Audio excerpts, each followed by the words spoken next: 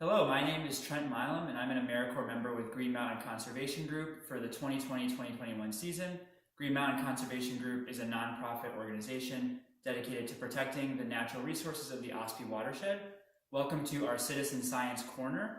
We're excited. This is the month of April, which is Citizen Science Month, and we're here with Karen and Vic, who will talk a little bit with us, and we'll get to know them a little bit. And this is so we can kind of highlight our dedicated volunteers. These are two of our very dedicated volunteers here at GMCG, and we're excited to get to talk to them today.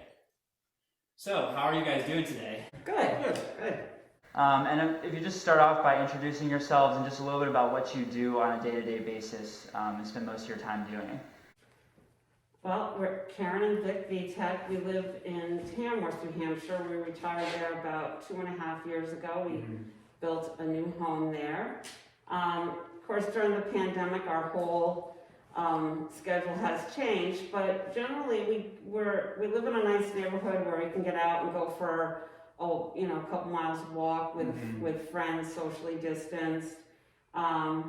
We've also been doing what we can to volunteer here. Right now we're also volunteer for Tin Mountain, and we're helping them get their online auction for first season ready for later this month.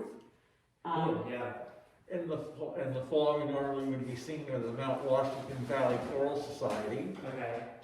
We're also very involved in our church, the Lutheran Church of the Nativity up in North Conway. Okay. And we do volunteer work at Camp Calumet Lutheran when they need things done.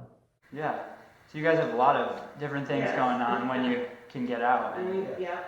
It's important to get out right now, especially and walking and just being outside, taking a break from being indoors, which I feel like a lot of us have been indoors a lot. So, so how did you guys each get involved in Green Mountain Conservation Group, or how did you first get involved? Well, after we moved into our home, it was like January of 2019, I had seen, I think in the Carroll County Independent, an ad or a story about Green Mountain Conservation Group and their Get Wet project, and they needed volunteers, and there was going to be a workshop to train them later that month. So we signed up and did the training with Tara, and then we started, doing that program in the spring, and then we did rivers testing, and then in the fall that year we started with the VBAT program. We did the training for that in August, and then that fall, and we just continued, doing different, whatever was, we told the staff here, like, we're game for whatever. And last spring we also got involved with the stream crossing program. Right. And that's been interesting. Yeah, that's something I still need to be trained on. Oh, you're gonna have fun later this year. I'm excited for that. Yeah. Places you'll go. Yeah, right. Go. I've heard stories. Yeah. So you guys have done a lot of the different programs. I'm curious if each of you has a favorite one, or just one that you really enjoyed participating in over the last few years. For me, I like the Get Wet program because it gets the kids involved in science, hands-on science, thinking about the environment and the water that they actually drink every day and interact with, and it gives them a chance to get, like I said, hands-on experience and hopefully interested in science. Right. Yeah.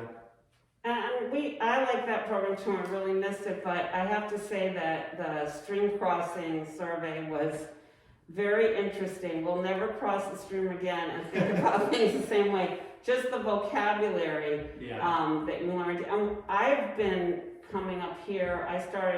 I worked at Camp Calumet starting in the early 70s, and I've been places I didn't even know existed. Yeah. And so it's, there's that element of, just exploring some new places, but just learning all about the different, because there's so many different pieces of information that we collect at every stream crossing. It's just been very educational, and I feel like hopefully it's, all that data being collected is going to be helpful in the future. Yes, stream crossings are things that are easy to overlook. Yes. And we're doing the Get Wet right now, actually, and it's so different this year with just having the virtual in schools where EB and I and Tara are kind of meeting with them over video to talk to the class, but then they get all the materials and do it sort of themselves. So it's definitely been interesting, but it's a really cool program. Yeah. So how would you guys say citizen science in general has impacted you as individuals since you've been able to participate in it? Well, it gives a bigger awareness of like our water supply where we live. Mm-hmm. Getting our water tested basically first as part of the training, Yeah. and being aware of some of the companies around us and what their effect on the water supply is. Yeah. Oh, I always felt like, because when I was a retired teacher, and I did do citizen science things like classroom bird watch and the birdhouse network. I feel like everybody can help to contribute. Like scientists can't be everywhere, so every little bit of information that we can collect and add to the historical data is going to help us. And for the Ossipee Aquifer area, I think it's just a basic human right that you can have clean water. So if we can get other people involved, get students involved in thinking about that, it'll help every individual to have clean water. Yeah. It's important to talk about how scientists are not just, the professionals in the labs, that anyone can really be a part of science and join in on scientific endeavors. Collecting that data, yeah. Right. So then, as you guys continue to participate in these programs, why do you continue to do them, or why do you choose to keep being involved in citizen science? I think we realize it's important, and it gives us a sense of being part of a bigger project as well in many cases, like the rivers testing, where we're part of building up a database over years and years, and so we can track changes in the water quality in various locations. And also, again, the idea of working with the kids and trying to pique their interest, not only in the environment, but along with the whole idea of science and how to think logically about things as well. Yeah.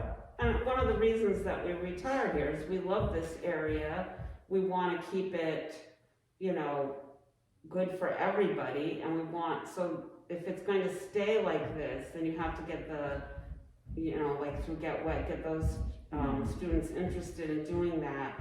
But just, having a greater awareness for everybody that lives in the Ossipee Aquifer, Right. being part of that. And it's so valuable to start that education at a young age. Yes. And get people, aware of their environment around them and all the different impacts and things like that. So I'm curious, just to kind of close, if you guys have a favorite pastime or hobby, just something that you guys really enjoy doing in your free time. I know you talked a little bit about some of those activities, but. Well, I love like my gardens. I have perennial beds, and been trying to work on planting things that will attract birds and butterflies and bees. Actually, I did pretty good. I had a lot of butterflies last summer. I'm gonna try to change things up a little bit this year and try to have some more plantings for birds. We have solar panels on our house, so we had to clear quite a bit, so we don't have the same kind of trees and bushes that were there, but we're gonna try and change that up a little bit this year. So I'm really interested in gardening. And then in the winter time, I like to do Danish counted thread embroidery, which is a special kind of embroidery. My grandmother was Danish and got me started many years ago. That's really interesting, yeah. And I like to read. I also am a driver for things when we have to go out to places. Yeah, I haven't met like a nursery or a greenhouse that we didn't like, and he's my chauffeur. Right. Gotta stop at each one. Yes. Yeah. And I think in general, we'd like to, obviously when there's no pandemic that restricts it, we like to do traveling too. We like to try sightseeing. Even with the pandemic, we've taken day trips and gone to like Rangeley, Maine, and looped back around through Dixville, Knox, and came back down just to see, what it's like up there. Yeah. Like the scenery. Where's a favorite place you guys have traveled? Oh, that's hard. Yeah, it is tough. Recently, I think it's the Rangeley trip may have been the Rangeley trip was really interesting. We love. We went to Acadia National. Acadia National Park is nice. Yeah. I love going to Copenhagen, but of course that's been put on hold. We have a daughter that lives in Germany, so Oh, it wow. would be nice to go and visit her Yeah. again. We've been there, so. Yeah. Sometimes we just like that little day trip, like last summer we went up the coast of Maine and we found Reed State Park. There was like hardly anybody there, but it was a beautiful day. So just finding those kind of little out of the way places that are near us that we haven't thought about before, just to explore. Yeah. That's been fun. And Fenway Park. Fenway Park. It's a neat city, and a little longer trip, but City Field, New York. He's a Mets fan. Okay, I was gonna ask you if you're a Red Sox fan. I'm a Red Sox fan. I'm a Red Sox fan. Red Sox and Mets. Okay. Yeah. And they're playing each other this year, so. Okay. Well, that would be By September, we can go to a game at Fenway. Yeah. Maybe. It'll be allowed, maybe. And another quick question, but so what's the key plants that you need to plant for birds, or like what are a few? Well, it's good to have something like cone flowers because they really like the seeds when they go to seed. Okay. If you can have sunflowers, they like those. The hummingbirds, I can't remember. I found a plant last year that they were constantly on those last year.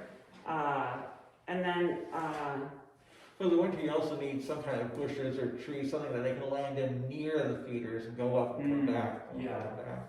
Yeah. Well, thank you guys so much, each of you, for joining us today. This was really exciting. This is our Citizen Science Corner. If you want to find out more information about how to volunteer with Green Mountain Conservation Group, you can visit our website, www.gmcg.org, and stay tuned for more Citizen Science Corners. We're really grateful to have Karen and Vic with us today, get to know them a little bit, and just continue celebrating our dedicated volunteers during April. So thank you guys so much.